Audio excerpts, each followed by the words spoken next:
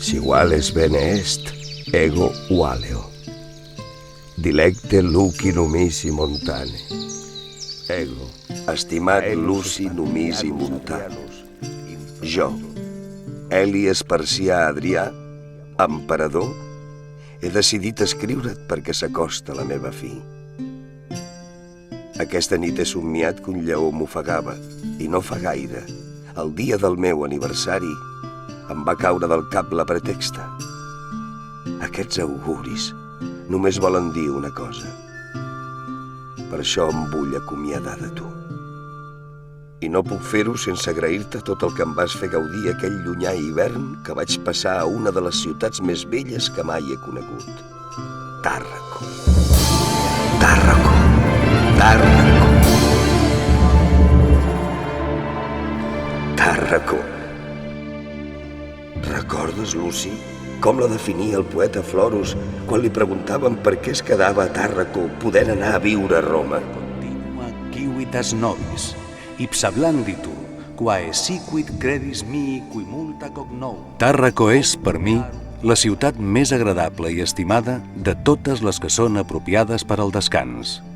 Populum vides o hospes et amiques. Aquí tens un poble honrat, auster, tranquil, que guarda un cert recel del foraster, però que una vegada aprovat el tracta bé. Terra fertilis campis et magis colibus.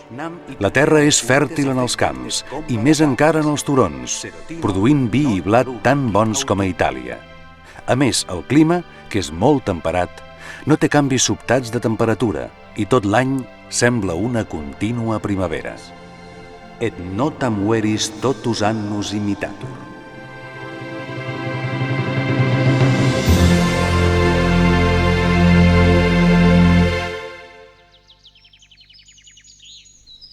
Una primavera contínua. Em puc donar fe d'això. Recordo que aquell hivern vaig convocar en assemblea tots els representants de les colònies hispàniques a Tàrraco. El que no m'esperava fou l'acollida i tots els honors que em va retre la ciutat. Tot i que, bon amic Luci, els millors honors els vaig rebre de la teva persona quan, d'amagat i sense escorta, em mostraves, amb justificat orgull, la teva Tàrraco. Un fet gens assenyat, cal dir-ho. No sé en què pensava jo. Si mai us haguessin reconegut anant sense escorta, qualsevol boig us hauria pogut atacar. I tu m'ho dius, que no te'n recordes? Ja em vaig patir un d'atac. Un capvespre, quan passejava per un bosc a la teva vila. Si va ser un dels teus esclaus qui se'n va llançar al damunt amb l'espasa a la mà. No sols ho recordo, sinó que mai m'ho perdonaré. Però, ja veus, jo mateix el vaig reduir. M'haguéssiu hagut de deixar que el fes matar. Res d'això. Es va fer el que calia. Només era un pobre boig malalt, i els malalts els curen els metges, però no és pas aquest detall el que vull recordar avui. És la ciutat sencera la que és present a la meva memòria. Tàrraco. Quina ciutat! La recordo tan bé que em sembla estar-la veient. A la plana, les cases i els carrers plens de gent amb el fòrum de la ciutat. A fora de la muralla i a prop del mar, el gran teatre. Més a l'est, seguint la via Augusta i també prop del mar, l'amfiteatre. I des d'aquí, entrant novament a la ciutat, trobem de seguida el magnífic circ. Què me'n dius, Luci, de la meva memòria? Que us oblideu, senyor, d'allò que més admiració provoca entre la gent. Encara no he acabat. Una cosa així no es pot oblidar.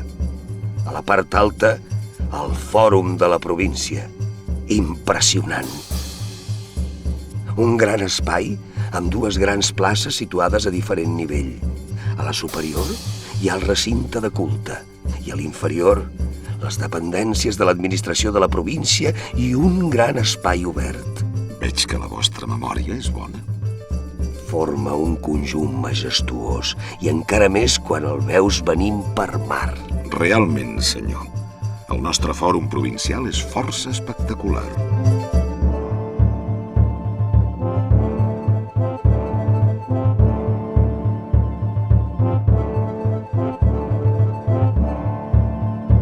Teniu bons mestres d'obres aquí a Tàrraco.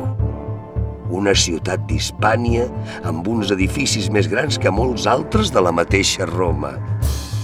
Vos sempre heu dit que cal demostrar tot el poder de l'imperi.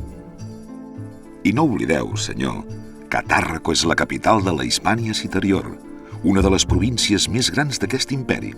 I des de l'època d'August, com ja sabeu, el governador de la província té aquí la seva residència i, per tant, Tàrraco és centre de conventos i seu de l'Assemblea de Notables. Notable és també el vostre circ, una altra meravella.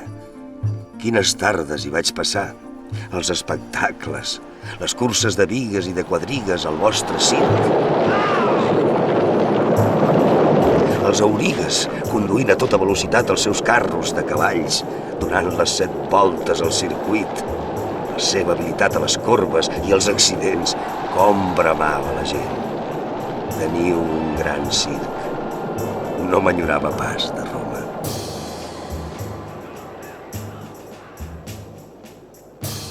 El circ s'havia construït uns 30 anys abans que vinguéssiu a Tàrraco, en època dels Flavis. Calgué un gran esforç per fer els rebaixos de terres i moure l'enorme volum de materials. Penseu que hi caben 30.000 espectadors. Mireu, aquí tenim les càrceres d'on surten els carros.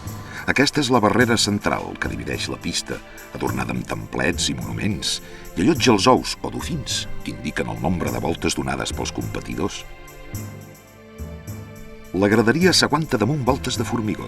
D'aquesta manera, es resolen la circulació del públic i els accessos als diferents sectors del circ. Molt bé, Luci, però mostra'm ara aquest amfiteatre que teniu a tocar del mar. No caldrà caminar massa. El podeu veure d'aquí estant. Anem-hi, que encara em sembla sentir el brugir de les feres i els cops d'espases i cuirasses dels gladiadors lluitant a l'arena.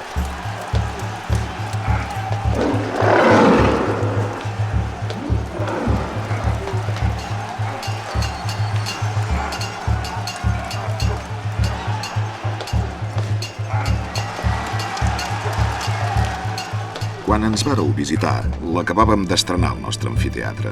Vàrem aprofitar el pendent de la roca per tallar-hi una part de la graderia. La resta de graderies es va construir al damunt del sistema de voltes, escales i passadissos d'accés.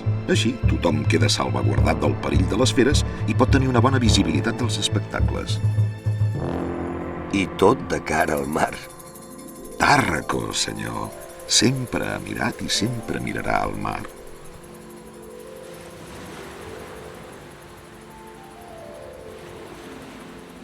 Saps una cosa, Luci? Els que heu tingut la sort de néixer aquí, a Tàrraco, sou uns privilegiats. Aquest racó de mar, aquesta plana i aquests turons semblen creats per fer-hi una ciutat tan bella com aquesta.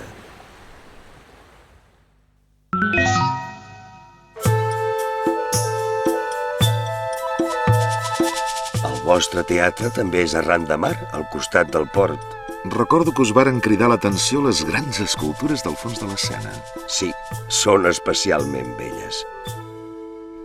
I potser el que recordo d'una manera més especial són aquelles escapades, junts i d'amagat, pels carrers, a la part baixa, amb aquest ambient tan peculiar que li dóna la vostra gent, tan ple de vida. I quanta gent! Luci, quanta gent hi viviu a Tàrraco? Uns 40.000, senyor. Ja m'ho semblava. Alguns dies em recordava l'agitada Roma.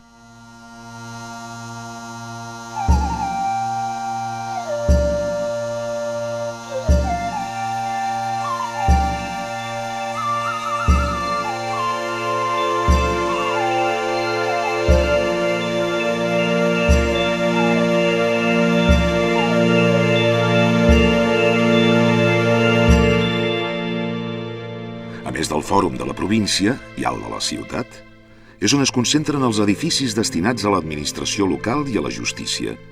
I moltes de les transaccions comercials també es realitzen aquí. I encara hi ha tantes estàtues? Ben cert, i encara més. Ja sabeu, senyor, que a Tàrraco hi ha hagut i hi ha una bona colla de personatges amb cavall públic. Vos mateix em vàreu concedir uns quants mentre éreu aquí. Jo vaig rebre aquest honor. Un honor que et vas ben guanyar, estimat Luci. Heu de saber que en aquests darrers anys s'han fet col·locar força estàtues en el vostre honor. Fins i tot, el ciutadà Gai Valeri Avitus ha instal·lat a la seva vila pròxima a la ciutat una estàtua dedicada al vostre estimat i enyorat Antinous. Això que em dius m'omple de joia. Poques vegades un emperador ha rebut una mostra d'amor tan immensa com la que em va dispensar el meu estimat Antinous quan, ara fa 8 anys, es va llevar la vida al Nil per tal d'allargar la meva, tal i com havien predit els auguris. És per això que el vaig fer divinitzar. És per això que ara, en els últims dies de la meva vida, el seu record em colpeja el cor.